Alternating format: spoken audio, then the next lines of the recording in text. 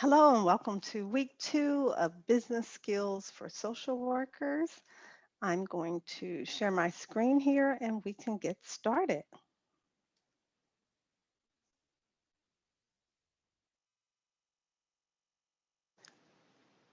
In this week, we will look at East Chapter 2 and Brene Brown's book, Section 1. As a result of this unit, you should be able to identify various leadership theories, describe the law of awareness, and explain the spirit of motivational interviewing, as well as identify the myths of daring to lead. Let's get started. In building our transformational leadership skills of engaging the head, heart, and soul, we will review the theories of leadership behavioral styles, the 4 components of transformational leadership, and leadership challenge and practices. Again, this is just a brief overview of the chapter. Please read all of the chapter content so that you are best aware of how to engage in being a leader with the head, the heart, and the soul. So there are several theories of leadership mentioned in the text. Leadership starts with understanding who we are, what motivates us, what our strengths are, and our areas for growth, and how we use ourselves to affect change. It's part of our role as engaged citizens, and we engage in leadership behaviorals and roles through our relationships with each other, with members of our family and our community. How we show up in our organizations represents how much the organization is transformed. Transformational leadership and practices in our organization are a significant part of the work required to address the complexity of these problems. So there are 3 various theories of leadership that East highlights. Look for those in your text. It's trait theory, transactional theories, and transformational theories. The one that we're engaging in is transformational theory. So when we look at leadership behavior, there are different styles, right? There's directing, which is highly directive and it's low in supportive behaviors. This is sort of the example of telling people what to do. There's coaching, which is highly directive and also highly supported. There's supporting, which is highly supportive and low in direction. And then there's delegating, which is low in support and low in direction. And all 4 of these types of leadership are used at different times to be a transformational leader. There are 4 components of transformational leadership. Idealized influence is the use of charisma in the leadership role and includes being a role model and a meaning maker. Inspirational motivation is the use of emotional appeal as well as heart and soul to build team spirit and communicate high expectations. Intellectual stimulation is the promotion of creativity and innovation, challenging the status quo of long held beliefs and values. It's being a learner and engaging the head. And individualized consideration is a provision of a supportive environment for staff or community members engaging in coaching and mentoring and listening to the needs of those with whom one works through the hard work. What are some challenging practices of leadership and transformational leadership? Well, modeling the way, clarifying the values and setting an example can be a challenge, as well as attempting to inspire a shared vision and helping others to envision the future and enlisting them in the process. Another challenge is challenging the process when you recognize that things that have been done the same way over and over may not have been the best way, and you search for new opportunities and you experiment and taking risks. This may be a challenge in an organization. Enabling others to act and fostering a form of collaboration and strengthening others may be new to an organization and seen as a challenge.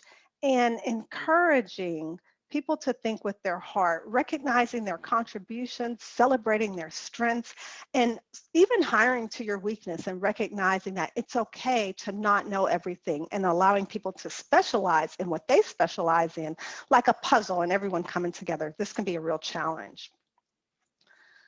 On Brene Brown, Dare to Lead, we want to look at the myths of vulnerability and the square pod. Again, as you're reading this week, keep in mind the Dare to Lead diagram and where the concepts fall into this Dare to Lead Venn diagram.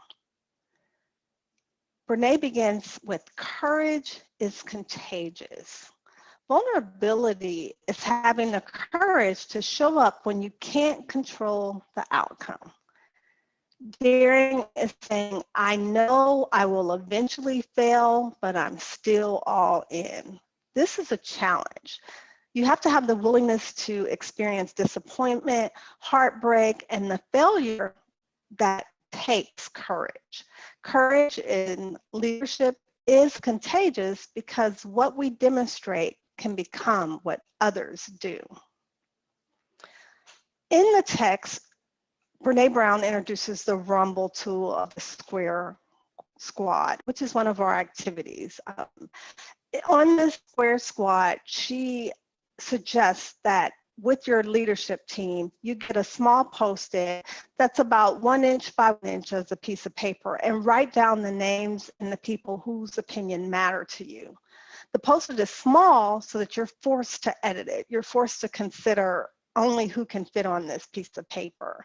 She suggests that you take about 10 minutes to consider why you listed those people and even following up with them, phoning or texting them to let them know that they matter. She uses this as an exercise to help people understand who is their support staff, because as a leader, we need support. She also suggests a few questions to help you choose your people. Her questions include your people on the list being the people who love you, not despite your vulnerability and imperfections, but because of them. She said that these people should not be your yes people or the people to suck up to you or consider your suck up squad, but the people who respect you enough to rumble with vulnerability and to hold you accountable when you are not living out your values and your life. During our class, part of your discussion board is with an accountability buddy. And while this isn't on the same, it's not the same as you having your own personal accountability buddy, it's pairing you up with someone during this class that can sort of through the things, and you can share your glows and your grows as you grow as a daring and transformational leader. Having someone to be accountable to is really important. And so this Square Squad should be people who you can call and say, hey, I did this out of my character, and they can not judge you, but help lead you on track. There are myths of vulnerability, and they include that being vulnerable is a weakness. It's not weak. It takes courage to be vulnerable. People also believe that they can't do it. And the truth is that if you do not do vulnerability, it will do you. You will spend your time running from the truth and people knowing your imperfections. Also, a myth is that you can do it alone, and it takes a community. It takes a group of people working towards the same goal to be successful in an organization. Also, the belief that you can engineer the uncertainty and discomfort out of vulnerability, that you can somehow work your way through it and avoid this relational vulnerability. But that's not true. We can't maneuver our way out of vulnerability. Also, it's the belief that trust comes before vulnerability, that you have to trust someone before you're vulnerable, but they actually sort of work together. Trusting is being vulnerable, vulnerable is showing trust, and it's finding that balance of who, when, and how to grow together in the small moments so that I can trust someone with the bigger things. And lastly, just believing that vulnerability is disclosure. And that's not always true. Psychological safety builds an atmosphere where you can give feedback and have these difficult conversations without tiptoeing around the truth. But it doesn't mean that you have to tell everything, if that makes sense. So the leadership rumble is about looking at, what does support from me look like? Rumble is a good tool building for building your team and community leadership, and offering the opportunity for your team to speak in clarity and set expectations so that you can know what they feel like to be supported. There are several competencies that we gain as a daring leader, and as you note what these are, consider how these also match to the traits of transformational leadership. So that adaptability, the ability to have hard conversations, to give vulnerable and true feedback, to recognize others and their contribution, to be resilient and willing to roll with what happens, to display vulnerability, and to display ethical decision making. And I apologize already for my retainer. It's not fitting in my mouth right. And so I have this list and it's hard for me to speak. So thank you for your patience. That was a vulnerable moment for me. The law of awareness, when we look this week at John Maxwell's 15 valuable laws of growth, is you must know yourself to grow yourself. Well, that is quite an awesome statement. The more we learn about ourselves, the more we're able to grow, and the more we grow ourselves, the more we can grow others. So some of the activities written for this business skills class is to do just that. The discussion board, the journal, even the breath rumbles are all built around helping us to know ourselves so that we can grow as better leaders and be aware of our passions and our purpose. And this increases our personal growth. Maxwell described three kinds of people related to knowing themselves. There are people who don't know what they like to do, people who know what they would like to do but don't do it, and then people who know what they would like to do and do it. Which person do you want to be? And really, we get to know this by getting to know ourselves, knowing what we like to do now. Do we enjoy what we're doing, or is it something else that we'd like to do? And as students, I like to believe that you are pursuing what you'd like to do. You've decided that social work was a call to you, and you decided to respond to that call and pursue graduate school.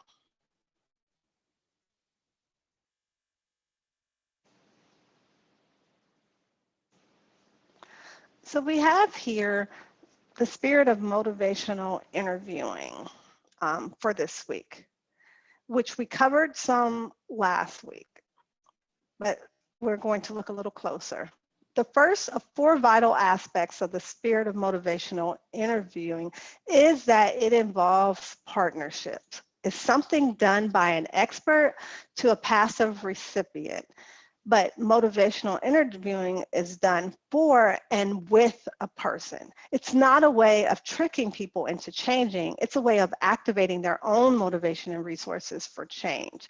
It's also about acceptance and helping the person to understand their worth and their potential, and recognizing the potential in every human. Accepting their absolute worth and their autonomy, and being empathetic and affirming them, honoring and respecting each person. This helps build the spirit of motivational interviewing. Another very important aspect is compassion, is to be compassionate first to ourselves so that we're able to mirror compassion to others. And then evocation, which is about evoking what is that is already present and not installing what is missing. So digging for where this person is already demonstrating change. This is how we develop the spirit of motivational interviewing. The first step towards change is awareness. The second step is acceptance. And accepting our passion is a part of that process. Listen to this again. We just talked about this in Brene Brown's text. Now it's part of also, we looked at it with John Maxwell, and here it is again in motivational interviewing. And so looking at how to find your passion and purpose, take another look at these questions and maybe ponder them, even looking ahead at what will it be like when you get to do what you like to do, when you're done with school. These sort of questions are questions that we ask people as they're moving towards change. So learning the vocabulary of change and what that looks like, and how to ask open-ended leading questions that allow people to begin to investigate and to evoke change. This is part of the spirit of motivational interviewing. So this week I'm asking you to consider a coworker who is difficult to work with, and looking at relooking at the difficult coworker case study, only considering questions about the person. The same three: where are you now with the work with them? Where are they? Where would they like to be? But looking at this and thinking about what areas of motivational interviewing could you implement that would help you to better understand this person and deal with them being difficult? Like, is some of the problem that they have not found their passion and that they're not doing what they would like to do? And how can you help them to do better in where they are and highlight them and bring in the spirit of motivational interviewing into this difficult relationship to move towards change? So in doing so, you can look at the relationship and rank the collaboration, the autonomy, and the evocation within the relationship. What Looking at also, what do these ratings tell you you might need to do different for the relationship to change and not be difficult, as well as what might you do differently to make that happen, and trying this new approach with the difficult person or even client, what would it look like? So sort of ranking, where am I on the scale and where do I need to get to? And maybe substituting the word client for a coworker if you're considering integrating motivational interviewing into your relationships at work, or if you choose to even use it as a resource with your client, still looking at the scale, where am I in collaborating and giving that person autonomy and evocation. So this is just an example of how to use MI this week. We are moving towards growth and success and business skills as a social worker. I hope that this has been a week for you that has assisted you and moving forward in your business skill competencies. Until next time, this is Dr. Sherry saying, have a great week being the best you.